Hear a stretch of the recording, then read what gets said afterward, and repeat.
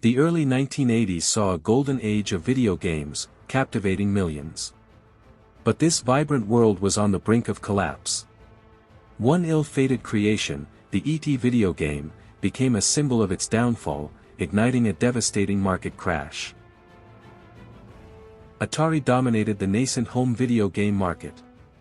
Its iconic Atari 2600 console, released in 1977, brought arcade experiences into homes, creating a booming industry. Atari's innovation and market leadership seemed unshakable, driving immense consumer demand. The early 1980s saw an explosion of new consoles. Companies rushed to capitalize on Atari's success, flooding the market with various systems. Consumers suddenly had too many choices, often with little to differentiate quality or experience. Not only consoles, but game titles proliferated wildly. Third-party developers, eager for quick profits, produced countless games. Many lacked originality or polish, leading to a deluge of low-quality software that overwhelmed consumers and retailers alike. The lack of quality control became a critical issue. Many games were rushed to market, featuring bland gameplay and confusing mechanics. Consumers, once eager, grew increasingly wary of purchasing new titles, fearing disappointment and wasted money. Atari, a subsidiary of Warner Communications, faced immense pressure. Warner demanded continuous growth and massive profits. This corporate drive for immediate returns often overshadowed long-term strategic planning and careful product development, setting a dangerous precedent. Amidst this brewing storm, Steven Spielberg's E.T. The Extraterrestrial became a global cinematic phenomenon in 1982. Its heartwarming story and immense popularity made it a prime target for licensed merchandise, including a video game adaptation.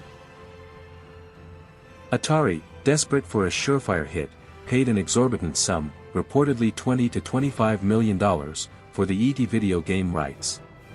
This massive investment was a gamble, betting on the movie's popularity to guarantee unprecedented game sales and profits. The monumental task of creating the E.T. game fell to Howard Scott Warshaw, an accomplished Atari programmer. He was known for his ability to deliver successful games under pressure, having previously created hits like Yars, Revenge, and Raiders of the Lost Ark. Warshaw was given an impossible deadline, 5 weeks to develop the entire game. Atari needed it ready for the crucial 1982 holiday shopping season. This unprecedented time constraint would severely compromise the game's design and quality. Warshaw worked tirelessly, often sleeping at his desk, to meet the crushing deadline. Despite his best efforts, the severe time limitations meant many design compromises. The pressure to deliver a complex game in mere weeks was immense and unsustainable. The E.T. video game launched in November 1982, just in time for the holiday rush. Atari had manufactured millions of cartridges, anticipating record-breaking sales based on the movie's immense popularity. Initial hopes were sky-high for this blockbuster title.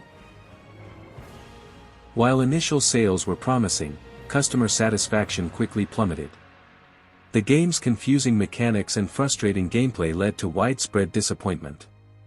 Retailers soon faced an unprecedented wave of returns, signaling serious trouble.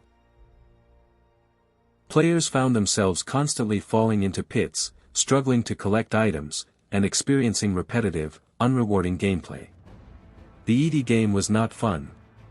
This widespread player dissatisfaction directly fueled the growing return rates, shocking Atari. Video game critics did not hold back. Reviews lambasted E.T. as a confusing, frustrating, and ultimately terrible game. This negative press further eroded consumer confidence, cementing the game's reputation as a massive failure and a warning sign. Retailers were swamped not only with returns but also with massive quantities of unsold E.T. cartridges. Atari had overproduced the game by millions, anticipating a runaway success. Now, store shelves and backrooms were clogged with unsellable inventory. The financial fallout for Atari was catastrophic. The company lost hundreds of millions of dollars on E.T. alone, due to licensing costs, production, marketing, and returns. This enormous loss severely damaged Atari's reputation and its financial stability. E.T. became the poster child for the wider video game crash. Consumer trust evaporated, leading to a sharp decline in overall game sales. Many smaller game companies went bankrupt, and the industry faced an existential crisis, seemingly beyond recovery. By 1983, Atari was hemorrhaging money. Warner Communications sold off Atari's home console division at a massive loss, effectively ending the company's reign as a dominant force. The once mighty pioneer was brought low by its own missteps. Facing immense piles of unsold E.T. cartridges, Atari devised a secret plan. To avoid further embarrassment and potential lawsuits, they decided to dispose of millions of unsold games in a discreet location. The desert seemed the perfect hiding place. The chosen site was a landfill in Alamogordo, New Mexico. Under cover of darkness, in September 1983, trucks filled with cartridges made their way to this remote location. The operation was meant to be secret, a quiet burial of Atari's mistakes. Millions of E.T. cartridges, along with other unsold Atari games, were dumped into a trench. Bulldozers then covered the pile with dirt and concrete, sealing away the evidence. This clandestine operation became an enduring urban legend for decades. For years, the story of the buried E.T. games remained a persistent rumor, an urban legend whispered among gamers.